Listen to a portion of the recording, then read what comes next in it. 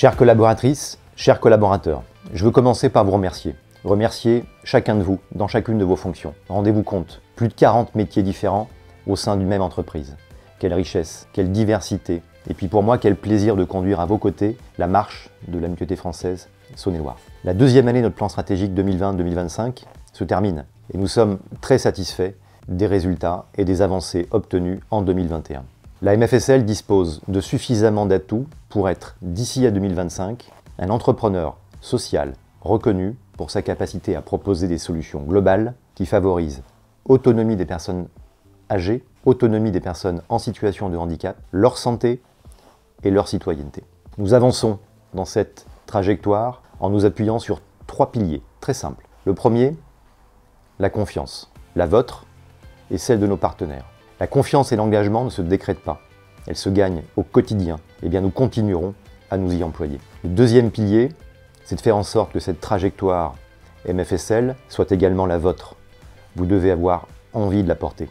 Pour cela, on travaille à libérer les énergies, pour faire en sorte que les champs de responsabilité et d'autonomie soient plus larges encore, et que chacun de vous puissiez pleinement y contribuer. Troisième pilier, c'est la santé économique et l'efficacité collective. 2021, c'est la 4e année de résultats positifs. Tous les clignotants sont ouverts. Et nous avons aujourd'hui, je pense, les moyens de nos ambitions. Je ne souhaite pas masquer les difficultés du quotidien, mais je veux quand même prendre quelques minutes pour vous partager quelques victoires collectives dont vous devez être fiers. La première d'entre elles, finalement, c'est votre engagement sans faille durant ces 2 années de crise. Également, les nombreux projets accordés en 2021 encore par l'ARS et le département.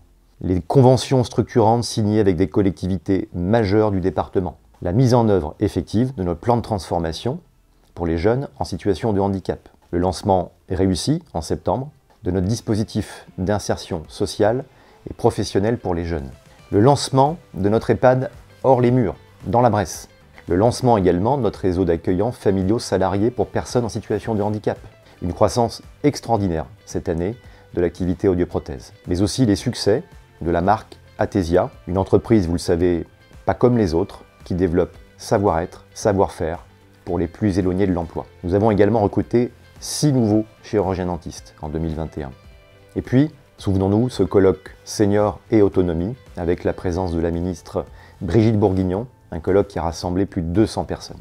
Eh bien, en 2022, on continuera de tracer le chemin qui doit nous permettre de franchir une nouvelle étape dans notre plan de transformation 2020-2025. Pour ce faire, un seul chiffre.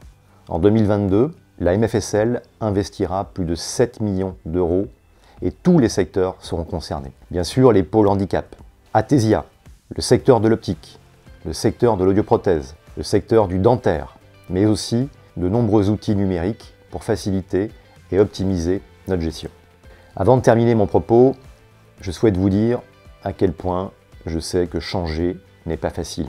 Je sais donc tous les efforts qui sont les vôtres pour être à la hauteur de la valeur que nous nous devons de créer en direction des usagers, en direction des clients, en direction des patients ou de nos partenaires. Je souhaite également vous dire combien je sais que jamais rien n'est acquis. Je souhaite par conséquent que nous redoublions d'efforts les uns les autres pour communiquer de manière permanente. Les managers, en ce sens, ont un rôle essentiel pour expliquer, pour confronter les points de vue, pour rechercher les nouvelles solutions, et puis, élément important, expliquer le sens des actions que nous engageons pour préparer le futur de notre entreprise sociale et solidaire. À l'approche de Noël, je vous souhaite une très belle année 2022, et puis j'espère également que vous pourrez vous reposer et profiter des vôtres.